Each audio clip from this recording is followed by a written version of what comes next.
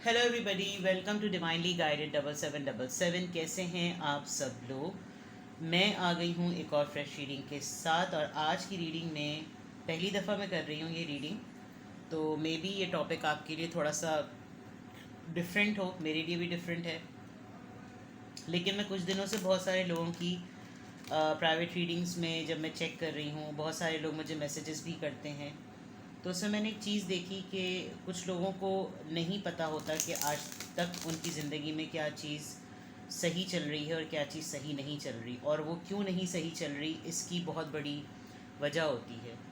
तो आपने थंबनेल में टाइटल पढ़ लिया होगा, लेकिन इसका पूरा डिटेल कॉन्टेक्स्ट ये है कि कुछ ऐसी बातें जिन सिचुएशन से हम गुज़रे होते हैं, उन सिचुएशन को हमने किस तरह डील किया होता है, वो किस हद तक हैंडल और डील होने के बाद कम्प्लीटली हमारे ब्रेन से वॉश आउट हो चुके होते हैं, या हमने उनको होल्ड करके रखा हुआ होता है, उसको रिज़र्व कर लिया होता है, वो सेफ़ होके बिल्कुल लॉक्ड हो चुके होते हैं। ये बहुत इंपॉर्टेंट होता है जानना। इसको सेल्फ़ अवेयरनेस कहते हैं। तो कौन सी ऐसी चीज़ें हैं जो अब तक आपके माइंड में या आपकी पर्सनैलिटी की अब तक हील नहीं हुई हैं। What is still needs to be heal. किस चीज़ को अभी भी हील होना है आपकी। वो मेंटल ट्रॉमा है, चाइल्डहुड ट्रॉमा है, कोई ऐसा ट्रॉमा है, कोई हार्ट ब्रेक है, कोई प्रॉब्लम है, कोई बात है, कोई इंसान है। वो कौन सा ऐसा एरिया ऑफ लाइफ है आपका जो कि अभी भी हील होना बाकी है। I know it's a very different topic, और मैं सिर्फ ऑरिकल से और टैरो रीडिंग से और टैरो कार्ड से देख के बताऊंगी। बाकी it's completely up to you कितनी मैं आपकी इस टॉपिक के थ्रू हेल्प कर सकूं। It's completely your choice. अगर आपको लगे कि ये रीडिंग आपको देखनी चाहिए तो बिल्कुल देखिए, बिकॉज़ ये रिगार्डलेस आपकी क्या सिचुएशन है, ये रीडिंग सबके लिए ओपन है। So keep an open mind and focus कीजिए कि कौन से ऐसे एरियाज़ हैं, कौन सी ऐसी चीज़ें हैं, वो क्या है जो अभी भी हील होना बाकी है। ठीक है। Control. Number 8, dedicated effort. Number 8 और 8 खुशहाली है आपकी ज़िंदगी में, लेकिन आप उसको महसूस नहीं कर पाते। डबल 8 आया है यहाँ पर। चीज़ें सब हैं नर्चर। ठीक है। नंबर 3, देखें, पहली बात तो मैं आपको बता दूं कि जस्ट ब्रीथ। आपको बहुत सारे एक्सेल होता है ना, इन्फॉर्मेशन मिली, न्यूज़ मिली। अब उस न्यूज़ को मिलते ही सबसे पहले इंसान क्या रिएक्ट करता है। कुछ लोगों को कुछ पता चल जाए, कुछ लोग किसी को कोई ख़बर बताते हुए भी 10 दफ़ा सोचते हैं भाई उनको बताएं या ना बताएं, उसकी तरफ से तो एक हंगामा शुरू हो जाएगा। उसको नहीं बताते वो परेशान हो जाएगा। उसको बताएंगे तो हो सकता है कोई रिस्पॉन्स ना मिले। उसको बता दो तो ज़्यादा बेहतर है, वैसे तो उसकी तरफ से कोई उम्मीद। मतलब इस तरह की चीज़ें आपने अपनी सराउंडिंग में देखी होंगी कि कुछ लोग होते हैं ख़ास तौर पे। सबसे पहली बात ये कि जो आपकी हील नहीं हुई, हील होने से ज़्यादा मैं ये कहूँगी कि आइडेंटिफाई डायग्नोस नहीं हुई। ठीक है, तशख़ीस उसकी नहीं हुई। अब डायग्नोस होने से होता है ये कि जैसे आपको कोई टास्क दिया गया। अब जैसे ही आपको कोई टास्क देते होंगे, आप हाइपर हो जाते होंगे। कोई चीज़ होने वाली है, 4 दिन बाद होने वाली है, और आपको 4 दिन पहले ही उसका अटैक हो जाता होगा कि आप जो हैं वो शुरू हो जाते होंगे चीखना चिल्लाना या शोर मचाना और हंगामा करना, और दे सफाई पे सफाई और दे काम पे काम, उस किसी से मिलना, ये भी कर लूँ वो भी कर लूँ, नींद भी हराम, सब चीज़ें। क्यों? क्योंकि this is the way you had seen your ancestors. आपने अपने एंसेस्टर्स को देखा है कि वो आपके ना, हमारे सराउंडिंग में कुछ ऐसे लोग होते हैं जो कुछ नहीं करते, वो सिर्फ मुंह का ढोल बजा रहे होते हैं, और वो मुंह का ढोल बजा बजा के अगले को पंप कर करके उसके दिमाग पे हावी करके उससे काम ले लेते हैं। तो ये चीज़ आपकी ना राइट टाइम पर डायग्नोस हुई, ना राइट टाइम पर एड्रेस हुई, और ना राइट टाइम पर अब तक डील हुई। अब ये पुख्ता हो चुकी है। अब अगर आप इसको फिक्स करने की या चेंज करने की कोशिश करेंगे तो बहुत मुश्किल है। अब आप कुछ भी अगर कर सकते हैं तो आप सिर्फ मेडिटेशन की टेक्निक कर सकते हैं। दूसरी बात, ये मैंने जस्ट ब्रीथ को देख के आपको एलैबोरेट किया कि ये चीज़ डायग्नोस होकर फिक्स होना बहुत ज़रूरी थी। दूसरी बात जो सबसे इम्पॉर्टेंट है वो ये कि आप पीपल प्लीज़र हो गए। नर्चर को देखकर मैं ये कार्ड समझ गई कि आप पीपल प्लीज़र हो गए। हो सकता है आपने बहुत अर्ली एज में अपने पेरेंट्स को लूज़ किया हो सकता है दोनों पेरेंट्स में से किसी एक को बहुत ऐसे टाइम पे लूज़ कर दिया हो जब आपकी उस नीड का, उस फादर फिगर या उस मदर फिगर एलिमेंट का होना सबसे ज़्यादा ज़िंदगी में ज़रूरी था, और वो एब्सेंस सिंड्रोम जो है ना वो बहुत फिक्स हो गया। अब उसमें क्या हुआ, you wanted to be liked by everybody. तो आप हर किसी के लिए उसकी हर कड़वी कसेली ऐसी बातें आप बर्दाश्त करते रहे, जिसमें आपने बहुत अरसे बाद जाकर ये देखा कि मैं तो फिर भी बहुत नॉर्मल इंसानों में से हूँ। जिनके साथ मैंने डीलिंग की है वो तो मुझसे भी बड़े अहमक के पट्टे थे। यानी वो कुछ लोग होते हैं ना जो जिनकी खुद की कुछ कॉम्प्लेक्सेस और इनसिक्योरिटीज़ होती हैं, और फिर जब वो अपनी सराउंडिंग में एक ऐसे इंसान को देखते हैं जो उनको ना रिएक्ट कर रहा है, ना रिस्पॉन्ड कर रहा है, ना उनको बुला भला कह रहा है, उनके डांट डपटने पे भी कोई कुछ नहीं कह रहा, तो वो उसको अपना पंचिंग टारगेट बना लेते हैं। तो ये चीज़ आपकी हील नहीं हुई till date. You are a people pleaser, जबकि आपने बड़ी ही एब्यूज़, बहुत ही ह्यूमिलिएशन और बहुत ही ऐसी चीज़ें आपने बेयर की हैं ऐसे लोगों की जिनको आप वाकई दिल से अपना मानते थे, बट वो आपके अपने नहीं थे। तो ये भी चीज़ आपकी हील नहीं हुई। दूसरा, आपने बहुत अपनी कैपेसिटी से बढ़ के मेहनत की है।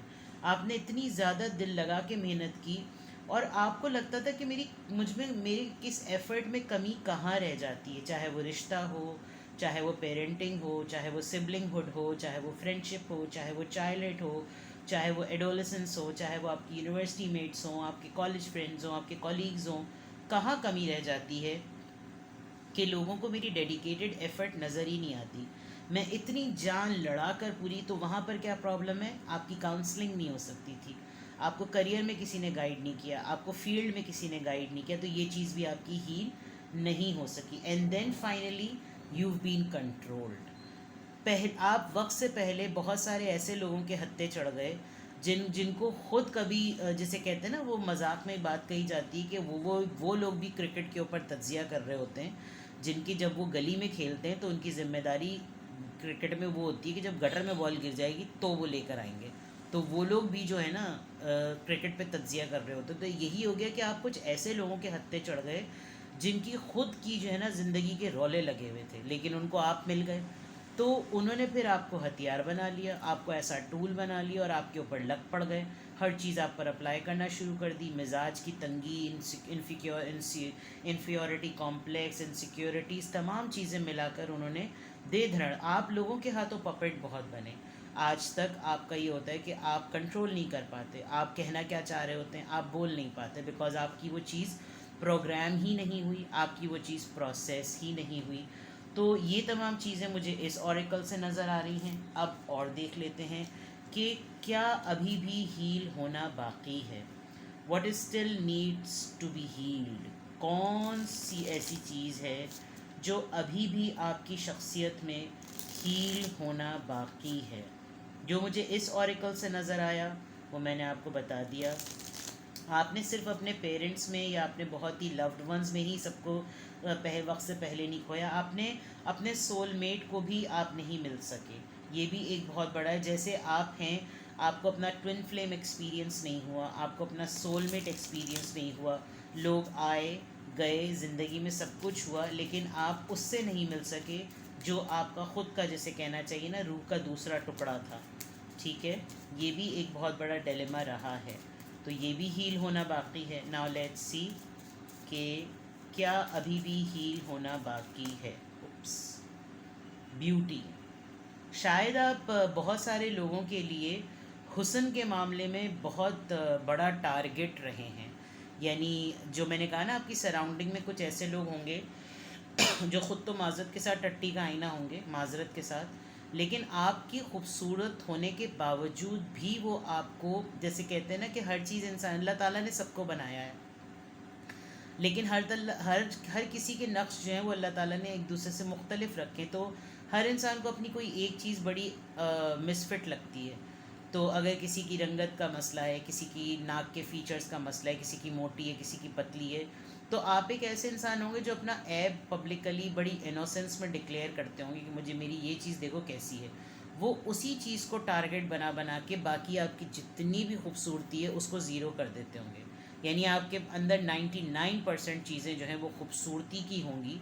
और आप शायद जब अपने टीनेज में आए होंगे, स्पेशली जब अपने अर्ली 20s में आए होंगे, तो आप बहुत ही खूबसूरत होंगे। आप जब अपने नियर बाय लोगों के अलावा आउटसाइडर से या नए लोगों से सोशलाइज करते होंगे और वहाँ आपको कोई कुछ बोलता होगा तो आपको लगता होगा कि ये किस तरह की बात कर रहे हैं, मैं तो हूँ ही बचपन से ऐसा, मैं तो मुझे तो सब लोग शुरू से भयानक कहते हैं। तो यानी इस तरह की चीज़ों में आपको बहुत ज़्यादा जो है ना वो कंफर्मेशन होती होगी। तो जो चीज़ हील नहीं हुई वो ये कि आपके बहुत सारे अतराफ़ के लोगों ने ना आपकी ब्यूटी को बहुत डैमेज किया है, लेकिन बहरहाल आप फिर भी सरवाइव करते हुए नज़र आ रहे हैं। वाइल्ड इस चक्कर में, इस पूरे प्रोसेस में आप कुछ ऐसे बन गए नंबर 15, क्योंकि जब लोग यकीन दिला देते हैं कि आप में कुछ नहीं है तो फिर आप बहुत ही फ्यूरियस हो जाते हैं, बिकॉज़ आपको कोई इनसिक्योरिटी नहीं होती कि कौन आपके पीछे पड़ेगा, कौन आपकी खूबसूरती के आड़े आएगा। आप बहुत बोल्ड अटेम्प्ट्स करने लगते हैं बिकॉज़ आपको तवज्जो चाहिए होती है। जो पीपल प्लीज़र वाली बात मैंने कही वो इसी वजह से, बिकॉज़ ये अटेंशन आपको चाहिए ही थी, ये तवज्जो, ये टाइम आपको चाहिए ही था। तो उस चक्कर में आपने बहुत वाइल्ड और बहुत बोल्ड अटेम्प्ट्स किए, और उस बोल्ड अटेम्प्ट करने में भी ये हुआ कि जिनके साथ आपके मिलके वो बोल्ड अटेम्प्ट्स होते थे वो दंग रह जाते थे और किसी ने आपका कंप्लीट फाइनल डेस्टिनेशन तक हाथ नहीं पकड़ा। Hole in the soul, see you are in a pain. आपकी रूह जो है ना वो बड़ी तकलीफ़ में है, आप अंदर तक बड़े ज़ख्मी हैं। और लिटरली जिसे मैं कहूँ कि यानी आपने बहुत सेल्फलेस होकर लोगों के लिए किया है। एक तो पीपल प्लीज़र वाली बात थी, प्लस ये कि घाव पे घाव मिलते गए, वनरेबल आप बहुत ज़्यादा रहे हैं। और किसी ने भी, शायद बहुत कम ऐसे लोग आपकी ज़िंदगी में रहे होंगे जो खालिसतन मुखलिस होंगे आपके लिए। लेकिन आपकी उदासी के वक्त में कोई नहीं होता था, आपकी परेशानी के वक्त में आपके पास कोई नहीं होता था, और आपको समझ में भी नहीं आता था कि आप किसी को क्लियरली कम्युनिकेट भी नहीं कर पाते थे कि आप क्या कहना चाह रहे हैं, क्या बोलना चाह रहे हैं, और क्या आप किन तकलीफ़ से गुज़र रहे हैं, आपका असल मकसद क्या है, आपकी परेशानी क्या है, आपकी उलझन क्या है। ये तमाम चीज़ें आपने जो है वो काफ़ी हद तक फेस की हैं, काफ़ी हद तक आपने एक्सपीरियंस की हैं। ठीक है, नाउ लेट्स सी मोर। और देखते हैं कि क्या अभी भी हील होना बाकी है। What is still needs to be healed, what is still needs to be healed. क्या अभी भी हील होना बाकी है, क्या एनर्जी है, प्लीज़ गाइड मी। क्या अभी भी हील होना बाकी है।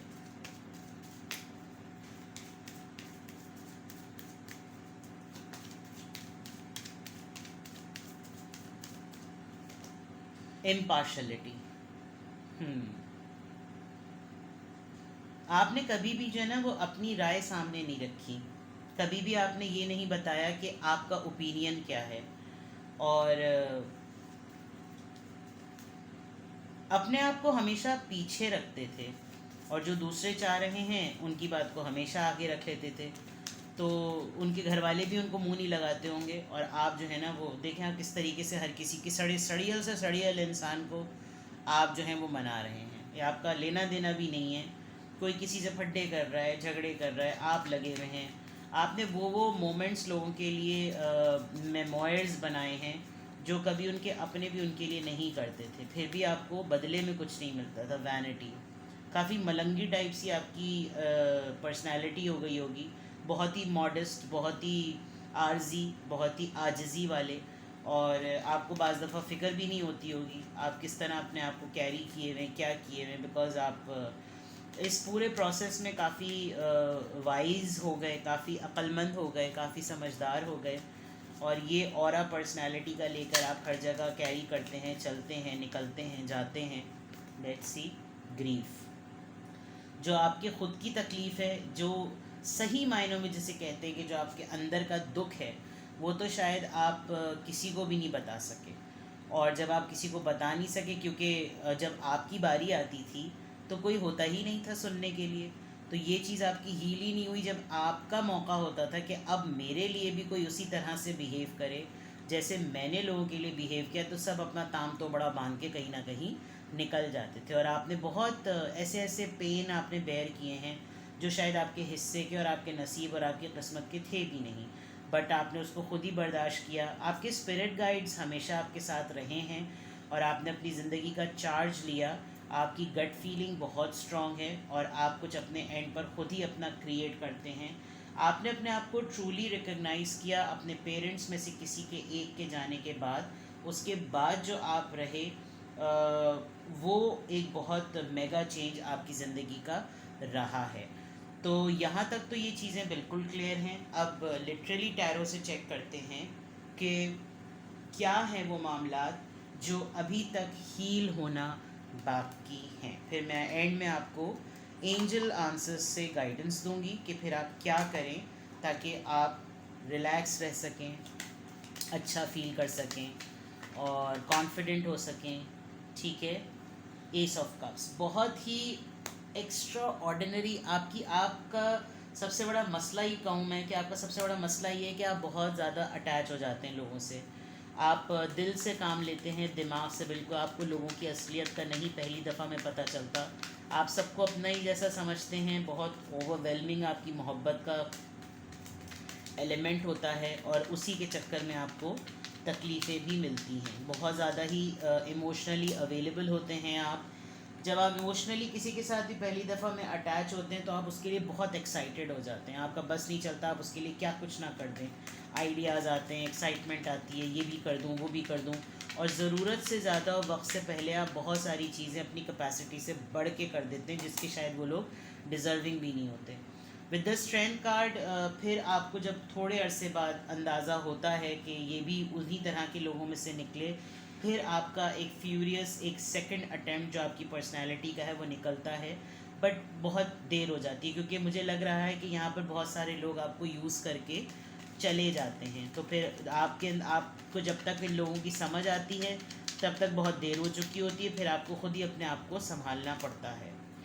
7 ऑफ वॉन्ड्स बहुत सारे लोग ना आपको लिटरली ब्लॉक कर देते होंगे। अपना काम हुआ पूरा और फिर आपसे पूरा आपको एब्जॉर्ब किया, आपकी तरफ से पूरी एनर्जी ड्रेन की और आपको फिर अपनी तरफ से बिल्कुल कटा देते होंगे। जैसे अब काम हो गया, अब इसको कटाओ, बिल्कुल पहचानने से ही इनकार कर देना। तो इस तरह के मामलात आपके साथ बहुत ज़्यादा होते होंगे। अब मैं लिटरली देखती हूँ कि ये सब कुछ क्यों होता है, फिर मैं आपके लिए गाइडेंस दूँगी। एस ऑफ कप्स यहाँ पर क्यों आया है? डेविल। ज़्यादातर आपने मोहब्बत ऐसे लोगों को दी जो टॉक्सिक थे, एब्यूज़िव थे, नार्सिसिस्ट थे, हमेशा आपको यूज़ किया और आपकी मोहब्बत की कदर नहीं की। ख़ुद को उनको तमाम चीज़ें मिल चुकी थी लेकिन जिसे कहते हैं ना लालच हो जाती है, ग्रीड में आ जाते हैं। ये वो लोग थे। देखा जाए तो बड़े कंप्लीट, हर लिहाज से पूरे पक्के। कोई ऐसा मसला नहीं कि अगर इनको आपकी मोहब्बत अटेंशन ना भी मिलती तो ऐसा मसला ना होता, लेकिन इन्होंने कहा मिल रहा है तो फिर क्या बुरा है, इस्तेमाल करो, मुफ्त में चीज़ मिल रही है। एस ऑफ वॉन्ड्स क्यों आया है यहाँ पर? शैरियट। कैंसेरियन, कैप्रिकॉन, मेजर आर्कानाज आ रहे हैं। आपको पंप बहुत किया जाता था, आपको अपने मतलब के लिए बहुत इस्तेमाल किया जाता था। जैसे आपको जैसे किसी को प्रोजेक्ट मिला हुआ है, अब काम उसने करना है लेकिन वो करवाएगा आपसे और आप लग पड़ जाते होंगे और एंड में वाह वाह जो है वो उनकी हो जाती होगी। लीड कर आपने अपने आप को ना, ये जो कंट्रोल कार्ड सबसे पहले आया था, आप लोगों को पहली दफ़ा में ही ये परमिशन दे देते हैं that I am surrendering in front of you, you can control me and do what ever you want. तो ये चीज़ आपके साथ बहुत ज़्यादा हुई है। स्ट्रेंथ कार्ड यहाँ पर क्यों आया है? 2 ऑफ वॉन्ड्स। डिसीजन मेकिंग इतनी लेट होती थी आपकी कि अगला बंदा जो है वो फ़ौरन ही आपको यूज़ करके लॉन्ग डिस्टेंस पे निकल जाता था। तो डिसीजन मेकिंग में जो स्ट्रेंथ और एक करेज दिखाने की ज़रूरत है कि पहली दफ़ा में बाउंड्री सेट कर दे, क्योंकि पीपल प्लीज़र होते हुए फियर होता है कि मुझे छोड़ के चले जाएंगे, तो आप पहली दफ़ा में डिसीजन लेते ही नहीं थे। 7 ऑफ वॉन्ड्स यहाँ पर क्यों आया है? 9 ऑफ सॉर्ड्स। आपको पता है आप जिन लोगों के ऊपर रिलाई करने लगते थे वही जब आपको कटाते थे तो आपने काफ़ी परेशान कुन, आप बहुत लिटरली रातों को रोए भी हैं बहुत। आपने जो है वो आप अपनी फैमिली को बहुत ज़्यादा मिस करते हैं और बहुत ज़्यादा रोए हैं, बहुत ज़्यादा तकलीफ़ बेयर की है, बहुत ज़्यादा। और इन खाली रातों में आपके साथ कोई भी नहीं होता था। You use to be the alone person and you use to bear yourself and control yourself and take care of yourself. तो ये चीज़ें वो तमाम हैं जो कि देखा जाए एक नॉर्मल इंसान के लिए, अगर आप इन तमाम चीज़ों से हकीकतन गुज़रे हैं तो आफरीन है आपके ऊपर। और अब आप किस तरह के हो गए हैं I have no idea, but वो चीज़ें जानना बहुत ज़रूरी होती हैं जो पास्ट की सफरिंग्स होती हैं, क्योंकि अगर वो ठीक नहीं होती है ना तो हम अपना प्रेजेंट ख़राब ही करते रहते हैं। तो इन तमाम चीज़ों की वजह से अगर आप हील ही नहीं हुए, अभी तक आपको ये नहीं पता कि सिचुएशन पे रिएक्ट क्या करना है, इन्फॉर्मेशन को प्रोसेस कैसे करना है, लोगों के लिए पीपल प्लीज़र नहीं बनना, अपनी बाउंड्री सही सेट करनी, जब इन तमाम चीज़ों के मुतालिक नहीं समझ पा रहे, जब इन तमाम चीज़ों के मुतालिक नहीं बाउंड्री सेट कर पा रहे, तो फिर आज भी आप हील्ड नहीं हैं। Now I will take guidance for you and I will end this reading here. देखते हैं कि आपके लिए क्या आंसर्स आ रहे हैं, क्या गाइडेंस आ रही है इस पूरे प्रोसेस में। Then what you should do, क्या करना चाहिए फिर आपको। Let's see what you should do.